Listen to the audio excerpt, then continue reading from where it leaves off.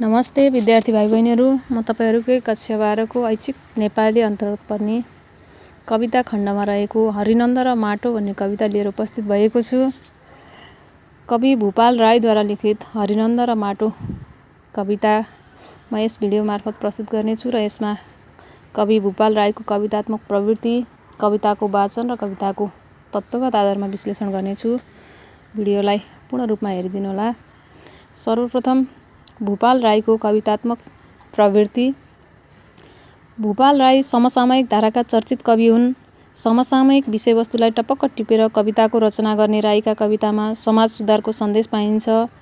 मिथक, इतिहास, समाज, मानव जीवन आदिलाई उनले कवितामा विषयवस्तुका रूपमा उपयोग गरेका छन्। राईले नेपाली समाजका आर्थिक, प्रशासनिक, राजनीतिक, सामाजिक क्षेत्रमा देखा परेका विकृति र विसङ्गतिलाई चित्रण गरी ती क्षेत्रमा देखेका खराब प्रवृत्तिप्रति विद्रोह र व्यङ्ग्य गरेका छन्। मानव जीवनका जटिलता, सङ्घर्ष, व्यथिति, निस्सारता, शून्यता, मूल्यहीनता आदिलाई समेत राईले आफ्ना कवितामा प्रस्तुत गरेका छन्। किराँतहरूको संस्कृति र सौन्दर्यलाई कवितामा प्रस्तुत गर्दै राई सांस्कृतिक पक्षलाई चित्रण गर्ने कविका रूपमा चिनिएका छन्।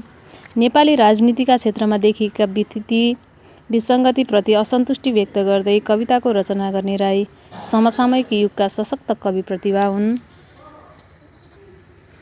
राजनीतिक चेतना नभएसम्म समाज सुधारको परिकल्पना गर्न नसकिने भावनालाई कवितामा व्यक्त गर्ने राईले आफ्ना रचना मार्फत समाज सुधारको सन्देश दिएका छन्। सरल भाषा शैली, पुराण र संस्कृतिका बिम्ब प्रतीकको प्रयोग गर्ने राईका कवितामा युगबोधको अभिव्यक्ति पाइन्छ। राईका कवितात्मक विशेषताहरूलाई बुँदागत रूपमा पनि निम्नानुसार प्रस्तुत गर्न सकिन्छ।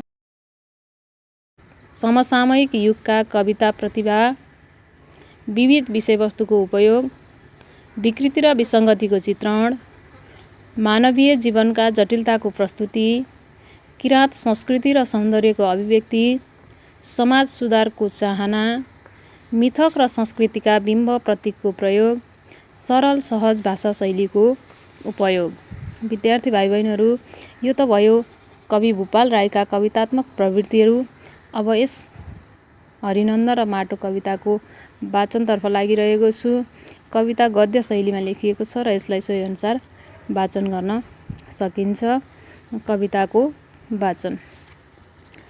हरिनन्द निषेध गर्छ माटालाई तर पूजा गर्छ मालिकलाई। ऊ बिना हावा, बिना पानी, बिना माटो फुलाउँछ फुल। माटो नछोई उमार्छ फसल, भर्छ भकारी र छुट्याउँछ माटोबाट राजभक्तिको फुल। माटाको बङ्करभित्र खडा गर्छ माटाकै महल, खान्छ माटै, बिस्ट्याउँछ माटै।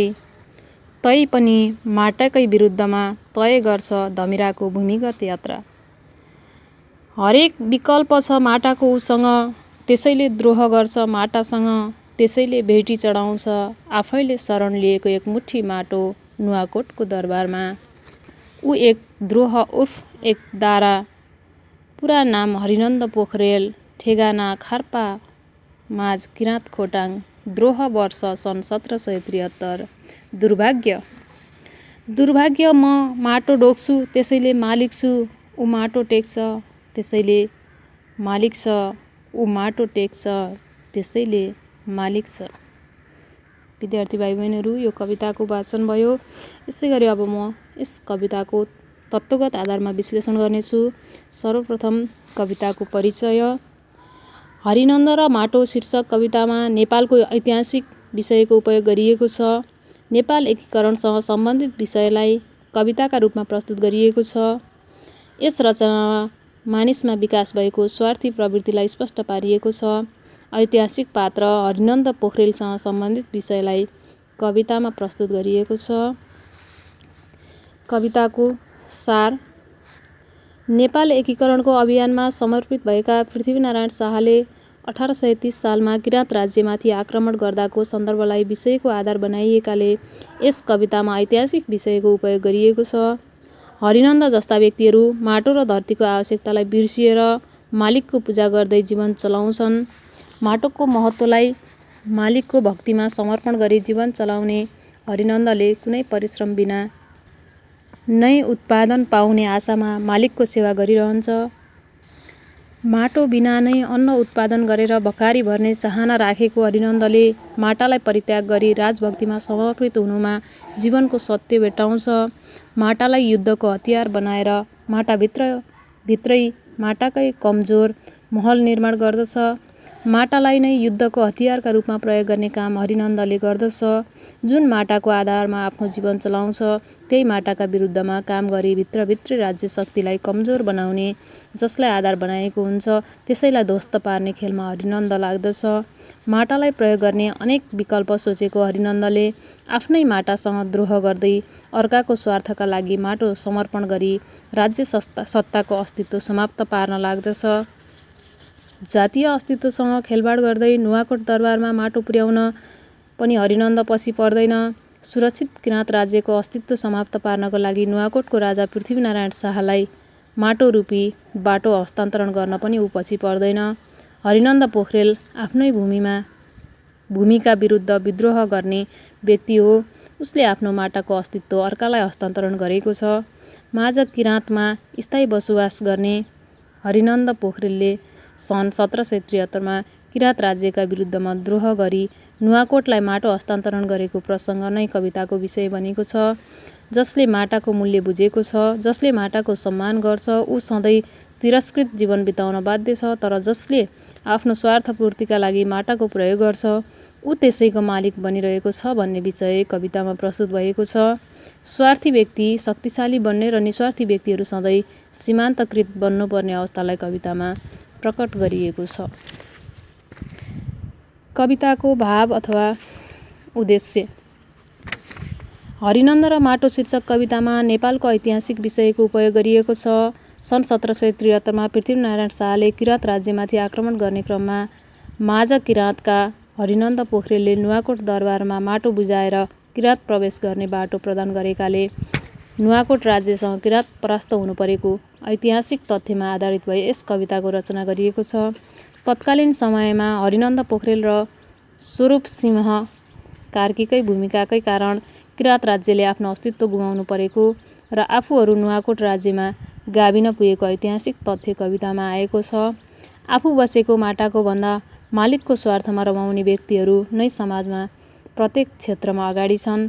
उनीहरू माटाको उपेक्षा गर्छन् तर माटाबाटै उब्जनी भएका वस्तुहरूमा आफ्नो अधिकार जमाइरहेका हुन्छन् भन्दै आफ्ना मालिकको सेवामा समर्पित भएका व्यक्तिहरूले जुन कुनै बेला माटाको विरुद्धमा लड्नका लागि उनी बङ्करको निर्माण गरिरहेका हुन्छन् भने जीवनका सबै क्षेत्रमा माटाको प्रयोग गर्ने तर अवसर पाएको खण्डमा धमिराले जस्तै भित्रभित्रै माटाको अस्तित्व मेटाउन समर्पित हुने व्यक्तिहरूको अभाव हाम्रो समाजमा नरहेको विषयलाई कवितामा यसरी प्रकट गरिएको छ।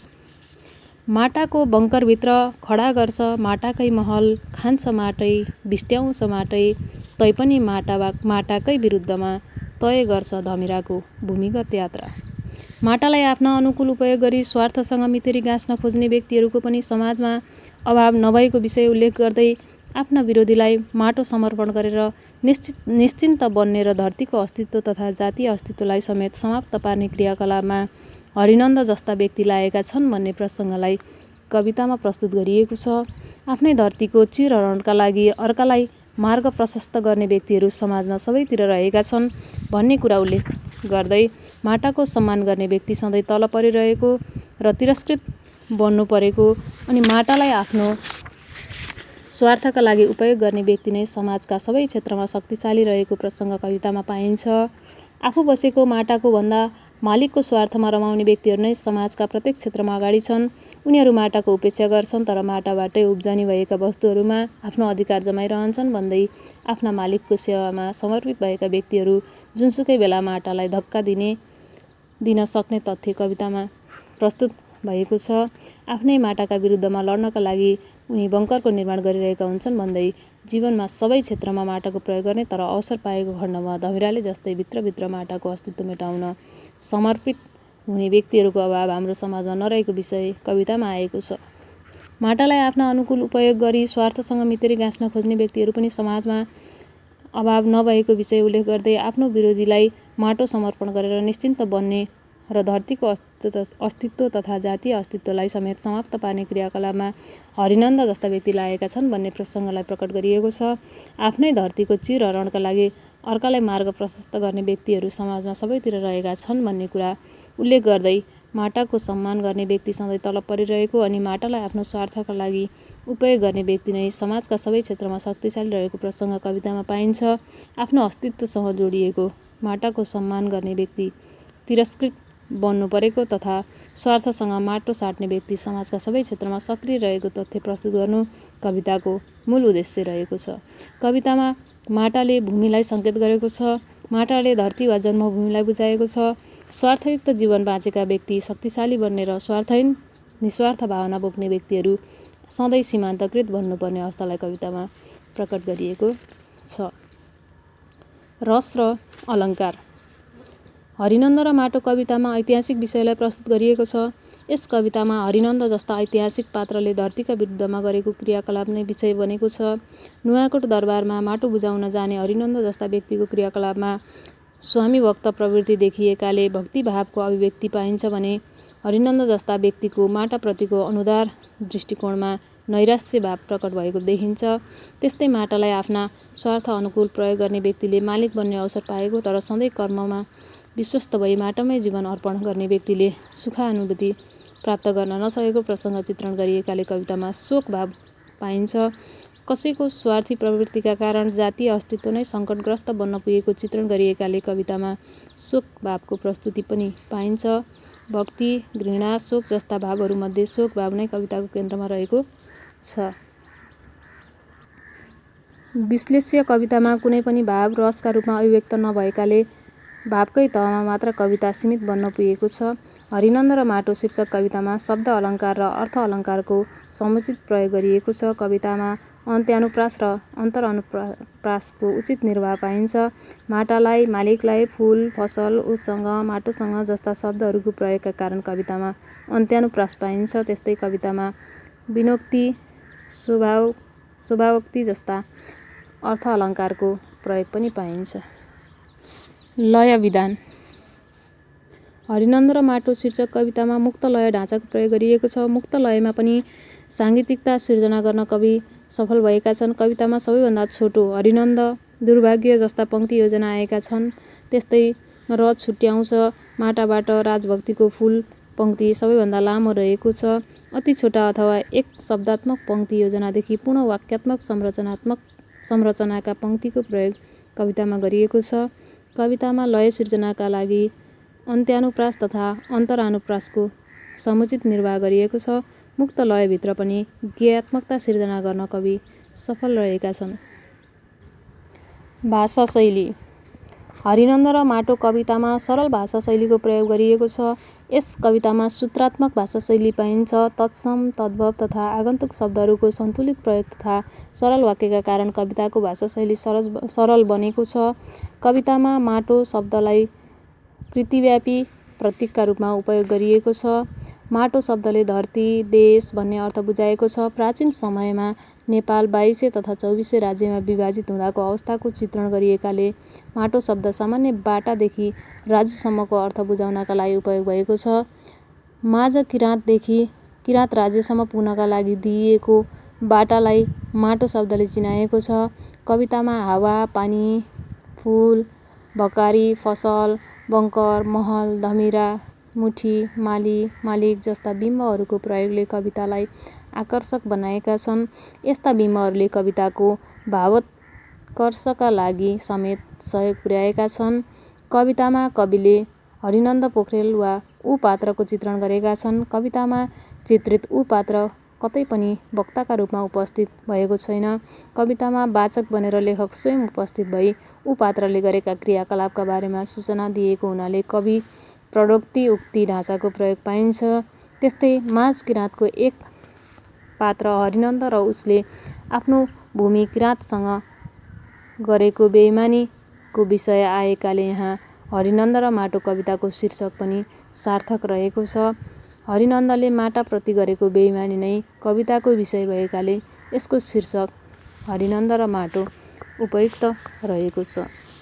हस्त विद्यार्थी भाइ बहिनीहरू, मैले यस भिडियो मार्फत कविताको तत्त्वगत आधारमा विश्लेषण गरिसकेको छु। यसलाई ध्यान दिएर सुनेर पाठमा रहेका अभ्यासहरू गर्नका लागि पनि सहजता मिल्नेछ भन्ने आशा गरेको छु। हवस् त, धन्यवाद।